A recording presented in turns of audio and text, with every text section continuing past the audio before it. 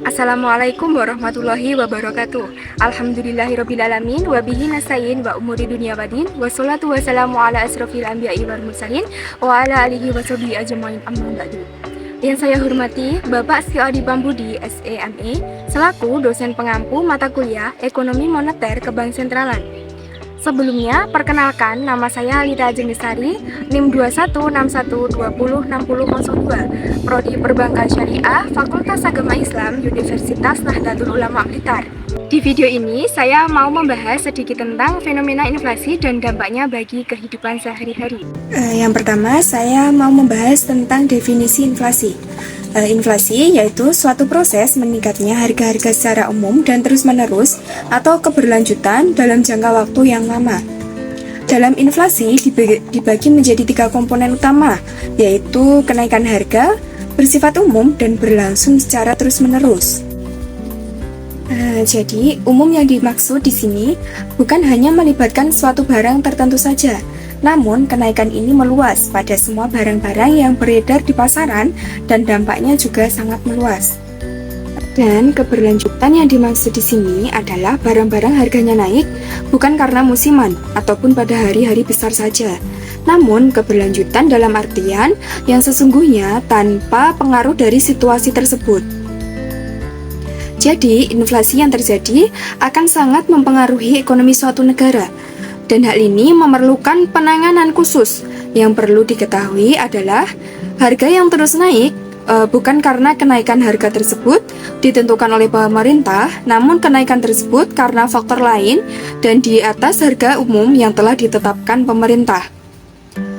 Dalam hal ini, inflasi yang terjadi pada awalnya tidak terasa, namun jika diabaikan dan tidak ditangani secara khusus, maka inflasi akan semakin terlihat nyata, karena harga yang ditentukan tidak relevan dengan harga-harga yang sebenarnya di lapangan.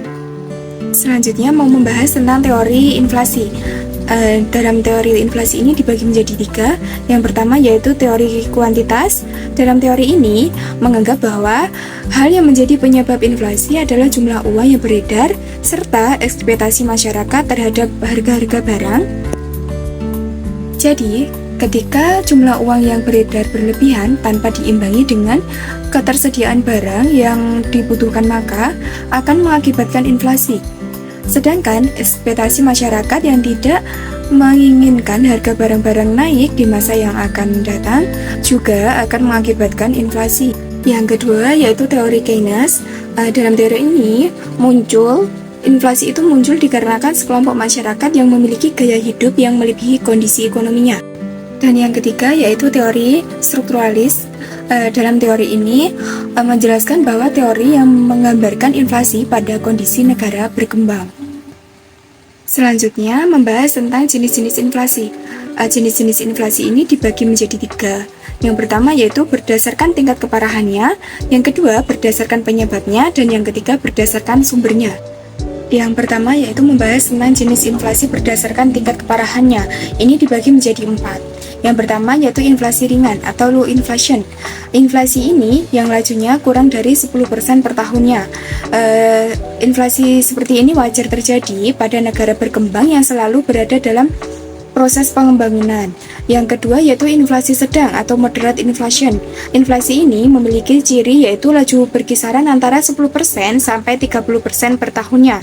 Tingkat sedang ini sudah mulai membahayakan kegiatan ekonomi. Perlu diingat, laju inflasi ini secara nyata dapat dilihat dari gerakan kenaikan harga. Pendapatan real masyarakat, terutama masyarakat yang berpenghasilan tetap seperti buruh, mulai turun dan kenaikan upah selalu lebih kecil bila dibandingkan dengan kenaikan harga. Dan yang ketiga yaitu inflasi berat atau inflasi yang lajunya antara 30% sampai dengan 100%.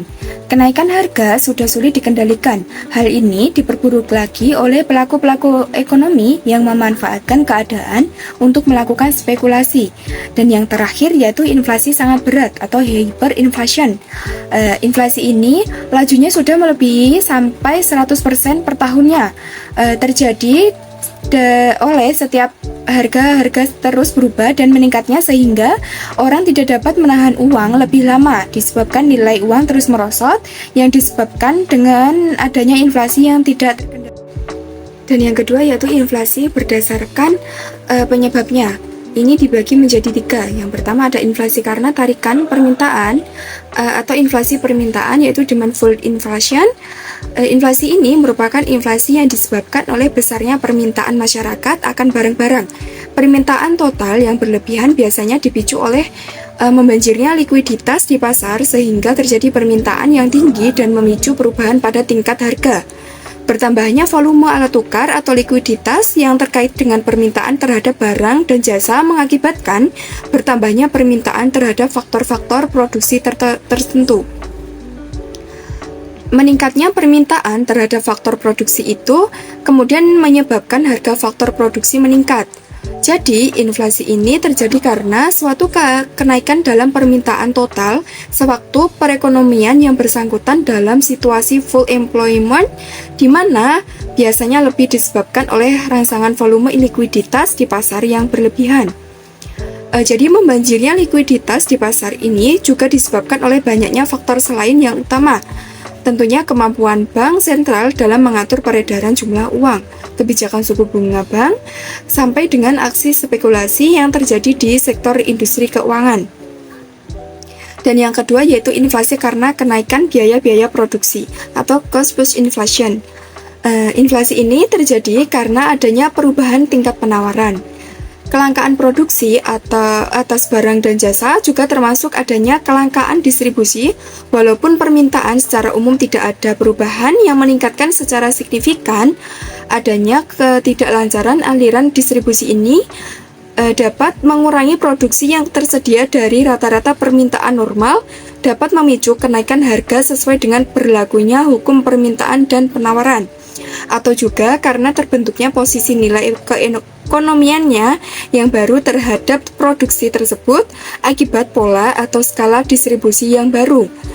Jadi berkurangnya produksi sendiri bisa terjadi akibat berbagai hal seperti adanya masalah teknis dari sumber produksinya atau bencana alam, cuaca, dan kelangkaan bahan baku untuk menghasilkan produksi tersebut, sehingga memicu kelangkaan produksi yang terkait tersebut di pemasaran. Begitu juga hal yang sama dapat terjadi pada distribusi, di mana dalam hal ini faktor infrastruktur memainkan peranan yang sangat penting. Dalam inflasi karena biaya produksi ini dapat dibagi menjadi 2. Yang pertama yaitu disebabkan karena kenaikan harga, dan yang kedua yaitu disebabkan karena kenaikan upah. Dan yang ketiga yaitu bottleneck inflation, yaitu campuran permintaan dan penawaran. Dan yang terakhir yaitu jenis inflasi berdasarkan sumbernya.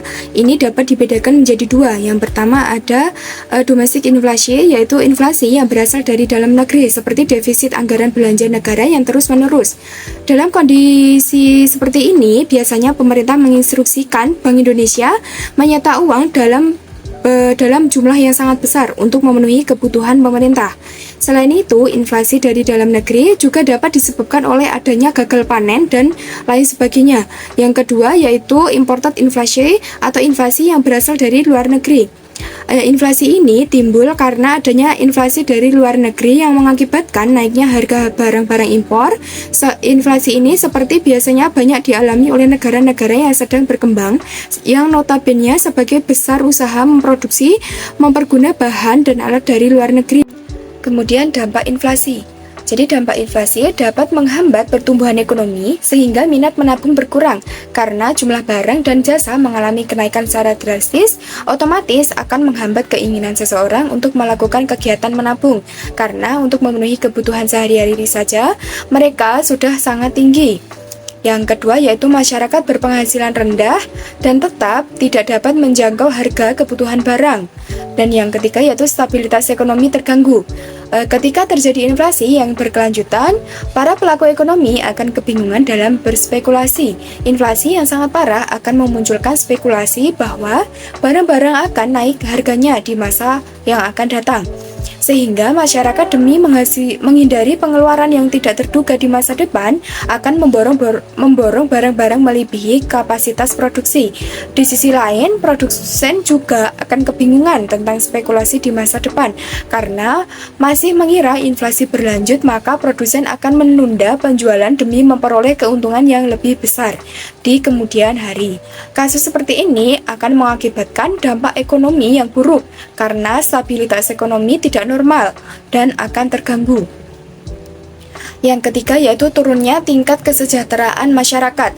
Jadi dampak yang akan dirasakan masyarakat dalam situasi inflasi adalah menurunnya daya beli, terutama bagi kalangan menengah ke bawah yang memiliki ekonomi kecil serta pendapatan yang tetap. Dan yang keempat yaitu pengangguran. Dengan adanya inflasi ini banyak orang mengalami PHK sehingga masyarakat itu banyak yang mengalami pengangguran yang sangat besar. Dan yang terakhir yaitu cara mengatasi inflasi. Jadi inflasi memang sangat berdampak besar terhadap kestabilan ekonomi. Namun meski begitu tetap ada cara untuk mengatasinya. Berikut ini adalah cara-cara untuk mengatasinya. Yang pertama yaitu melakukan kebijakan moneter. Jadi bank sentral merupakan penanggung jawab utama dalam kebijakan inflasi tersebut. Sasaran dari kebijakan ini adalah pengurangan uang yang beredar di masyarakat. Perlu diketahui bahwa salah satu bagian dari uang beredar adalah uang giral. Dalam kasus ini, biasanya bank sentral akan menaikkan cadangan minimum yang harus dimiliki oleh bank umum. Akibatnya, naiknya cadangan minimum ini, maka gairah bank umum untuk meminjamkan uangnya akan menurun, sehingga uang yang beredar dapat berkurang. Selain itu, menaikkan tingkat diskonto juga merupakan salah satu pilihan yang tepat yang bisa dilakukan oleh bank sentral. Yang kedua, yaitu melakukan kebijakan fiskal. Dalam peraturan yang dikeluarkan pemerintah yang terkait dengan perpajakan akan berpengaruh langsung terhadap permintaan total, sehingga akan berpengaruh terhadap harga. Dengan melakukan menurunkan permintaan total dan mengurangi pengeluaran pemerintahan serta menaikkan pajak akan berdampak pada permintaan, karena permintaan berkurang sehingga inflasi dapat ditekan. Dan yang ketiga yaitu melakukan kebijakan yang berkaitan dengan output. Kebijakan ini dapat dilakukan dengan menurunkan pajak bea masuk. Impor yang masuk akan mendatangkan barang yang dibutuhkan. Bertambahnya persediaan barang akan menurunkan harga yang akan dipasarkan, sehingga inflasi akan turun dengan sendirinya. Dan yang terakhir yaitu melakukan kebijakan penentuan harga dan tabel. Kebijakan ini dilakukan dengan menetapkan batas maksimum dari harga yang didasarkan akan indeks harga tertentu untuk upah. Hal ini mungkin secara kasat mata harga barang naik dan harga upah naik. Namun kalau dilihat secara real, kenyataannya ini hanyalah permainan harga saja. Saat indeks harga naik, maka upah juga dinaikkan. Karena yang terjadi hanyalah bertambahnya angka, tidak akan menimbulkan inflasi karena pada kenyataannya semuanya akan tetap.